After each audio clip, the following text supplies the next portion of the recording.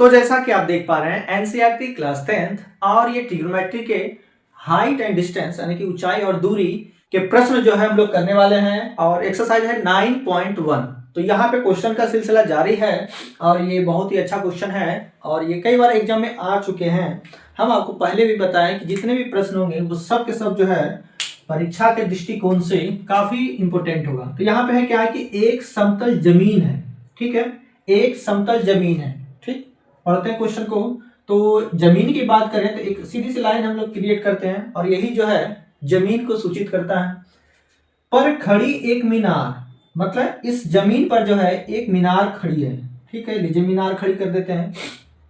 मीनार हो, पेड़ हो, पहाड़ हो, ये सभी को हम लोग क्या करते हैं, एक सीधी लाइन है ना, जो वस्तुतः जो है 90 डिग्री को इंडिकेट करता है, वो खींच लेते हैं। अब कह रहा क्या कि मीनार की छाया उस स्थिति में 40 मीटर अधिक लंबी हो जाती है जब सूर्य का उन्नयन कोण 60 डिग्री से घट के 30 डिग्री हो जाता है। अब देखिए यहाँ पे एक बात है कि ये जो लाइन आप देख रहे हैं, हम बताए हैं क्या कि इस लाइन के करीब जो भी बिंदु होगा उसका मान जो है एंगल में ज्यादा होगा और जो बिंदु इस लाइन से दूर जाएगा उसका मान जो है घटते चला जाएगा। अब कहा क्या कि 60 डिग्री से 30 डिग्री हो जाता है, 60 डिग्री से घट के 30 डिग्री हो जा रहा।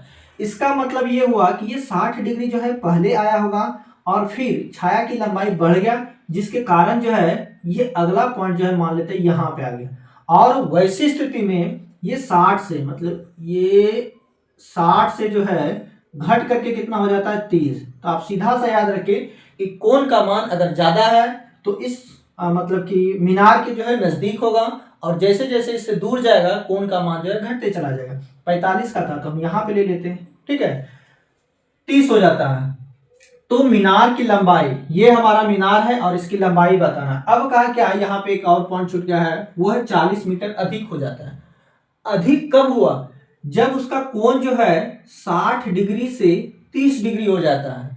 क्या बोले कि अगर उसका कोण 60 से 30 हो जाता है तो ऐसी स्थिति में छाया की लंबाई 40 मीटर जो है बढ़ जाता है। तो बढ़ा हुआ तो ये है हमारा, क्योंकि यही वो मान है जहां पे कोण जो है 60 से कितना हो गया 30 डिग्री का हो गया। तो ये वाला पोर्शन यानी कि ये वाला हिस्सा यानी कि ये वाले छाया की लंबाई कितना हो गया 40 मीटर। ये हमको पता नहीं, खैर, लेकिन हमको निकालना है ये मीनार हमारा ये है। तो पूछा गया क्या कि मीनार की लंबाई क्या है ये बता दीजिए। सवाल बहुत इजी है, ठीक है। क्या बोले कि एक समतल जमीन है और जमीन पे एक मीनार खड़ी है। अब कहा क्या कि छाया की लंबाई 40 मीटर अधिक हो जाती है। पहले कितना था ये हमें पता नहीं है, ये वाला हिस्सा पहले भी छाया की लंबाई है लेकिन वो हमें मालूम नहीं है। लेकिन कहा क्या कि छाया की लंबाई 40 मीटर ज्यादा हो जाती है कब, जब उसका एंगल जो है 60 डिग्री से घट के 30 डिग्री हो जाता।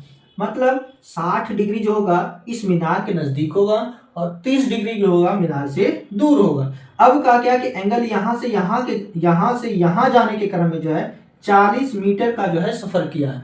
तो वैसी स्थिति में बताना है मीनार की जो है लंबाई क्या होगी। इसके लिए जो है चलिए एक फिगर अच्छा सा क्रिएट कर लेते हैं ताकि देखने में, तो यहाँ पे जो है एक अच्छा खासा फिगर बन के तैयार हो चुका है और इस फिगर में कौन क्या है ये चीज तो आपको मेंशन करना ही पड़ेगा।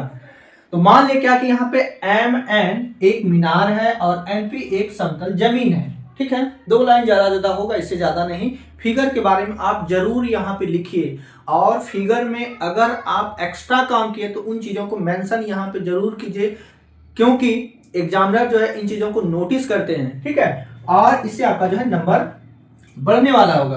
तो यहां से जो है मान लिए, अब चलते हैं क्या, फिगर यहाँ पे देखिए दो तरह का है। हमेशा ध्यान में रहे कि हमको निकालना क्या है, हमको निकालना है MN की लंबाई। तो सबसे पहले चलते हैं त्रिभुज MNO में, ठीक है। अब समकोण त्रिभुज कहिए या त्रिभुज MNO में यहां पे लगाना क्या हमें, बस 10 ही ज्यादातर लगेगा, 10 60 डिग्री और 10 60। इसके लिए ये P और ये B यानी कि P बाय B क्या हो गया हमारा P बाय B। 10 60 का वैल्यू नहीं जानते हो तो √3 लिख दो, याद नहीं है पीटे जाओगे। √3 बराबर हो गया MN बाय NO, ठीक है। कोना कोनी गुना कर देते हैं यहाँ से, क्रॉस मल्टीप्लीकेशन, तो क्या होगा एम एन बराबर √3 NO। ठीक है, अब चूंकि देखिए यहाँ पे हमें एम एन का ही मान निकालना है, तो वैसी स्थिति में NO का मान जो है एम एन के रूप में निकाल लीजिए, ताकि अगला जो समीकरण बनेगा वहां पे पुट कर देंगे। इसको चेंज कर देते हैं, इसलिए NO बराबर क्या हो जाएगा, तो कहिएगा एम एन और √3। ठीक है, ये मान लेते हैं हमारा क्या है, समीकरण 1 है। चूंकि एम एन का अगर मान इसमें, जब ये त्रिभुज एम एन पी में घुसेंगे तो यहाँ पे अगर ये वाला मान पुट करेंगे तो हमें वहां से NO का मान निकल जाएगा, और NO चूंकि हमें निकालना नहीं है, इससे कोई मतलब ही नहीं है, लेकिन हाँ इसके सहारे जो है इसका मान निकालेंगे। तो वैसी स्थिति में यहां से चेंज करके आपको NO बराबर जो है ये निकालेना। अब चलते हैं दूसरा त्रिभुज में एम एन पी, पुनः त्रिभुज एम एन पी में।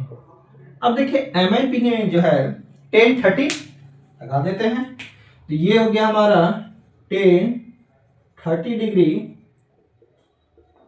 P bye B.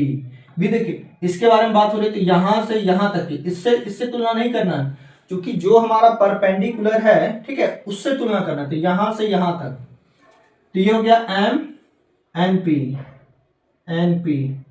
30 का वैल्यू हो गया 1/√3। एम एन का मान नहीं पता है, ठीक है, एक स्टेप बढ़ जाता है उसके बाद पुट करेंगे। ये हो गया एम एन। एनपी में देखिए दो हिस्सा है, एक हिस्सा एनओ है और दूसरा हिस्सा ओपी है, तो इस चीज को हम लिख सकते हैं एनओ प्लस ओपी, बिल्कुल लिख सकते हैं। ठीक है, और आगे बढ़ते हैं। बस अब रहा कैलकुलेशन की बातें, ये चीज तो आपको अच्छी तरह से आना चाहिए कि किसी भी इक्वेशन को जो है सॉल्व कैसे करना है। एम एन, चूंकि ये एम एन का मान निकालना है, रहने देते हैं। एनओ का मान समीकरण 1 में है, ठीक है, क्या है, ये हमारा है एम एन /√3 प्लस ओपी का वैल्यू कितना है, तो 40 है। ओपी का मान कितना, 40। ठीक है, कोना कोनी गुना करते हैं, यहां मेंशन कर देते हैं। ठीक है, समीकरण 1 से आया। इसी चीज के लिए हम बोल रहे थे, यहां पे इसको ना समीकरण 1 मान के ऐसा रूप दिया जाए ताकि यहां पे यूज करने में जो है आसानी हो। अब अगर कोना कोनी गुना करें तो क्या होगा हमारा, तो कहिएगा वही होगा जो मंजूर खुदा होगा, है ना, प्लस 40 और इक्वल टू हो गया एम एन √3। तो ऐसा करते हैं कि इसको उस तरफ लेके चले जाते हैं। ठीक है, ये प्लस है, उधर जाके जो है माइनस हो जाएगा। कैलकुलेशन यहाँ पे देख लो थोड़ा सा, क्या होगा, ये चला गया प्लस, उधर जाके माइनस, तो हमारा हो गया M N √3 minus M N /√3 equal to 40।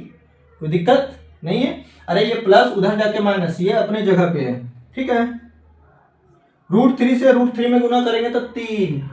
ठीक है, √3 इंटू √3 3, तो ये हो गया 3 एम एन माइनस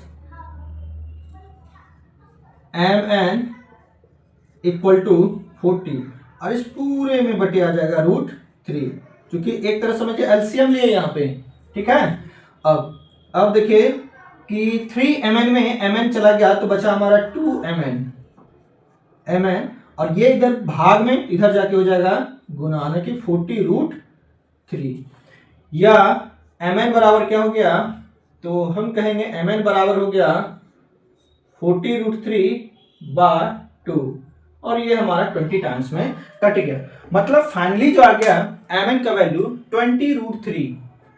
ठीक है, थोड़ा सा साफ कर देते हैं, यहां पे लिख देते हैं। ठीक है, सवाल को हटा के